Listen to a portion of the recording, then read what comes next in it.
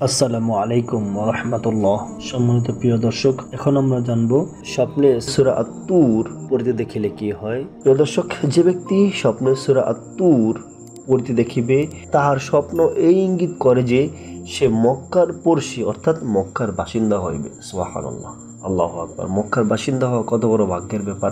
কোনো ব্যক্তি যদি স্বপ্নে সূরা আত-তুর পড়তে দেখে, তাহলে ওই ব্যক্তি মক্কার বাসিন্দা হইবে এবং তাহার দিন আল্লাহ তাআলার নিকট পছন্দনীয় হইবে। অর্থাৎ সেই ব্যক্তি দিনের উপর যে চলবে, এই চলাফেরাটা, তার হাঁটাচলা, খাওয়া দাওয়া, জীবিকা অর্জন করা দিনের উপর থাকিয়া, এটা আল্লাহ তাআলার কাছে অনেক পছন্দনীয় হইবে। আল্লাহ তাআলা আমাদেরকে এই সূরাটি স্বপ্নে পড়তে দেখার জন্য তৌফিক দান করুন, আমিন। প্রিয় দর্শক, আমরা যেই ব্যাখ্যাগুলো আপনাদের সম্মুখে উল্লেখ করলাম, আসলে এটা কোনো ছোটোখাটো কোনো বই থেকে নয়।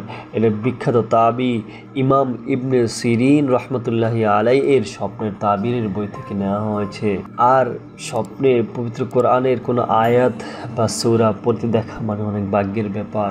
আল্লাহ তাআলা আমাদেরকে স্বপ্নে পবিত্র কোরআনের সূরাগুলো স্বপ্নে পড়তে দেখার জন্য তৌফিক দান করুন।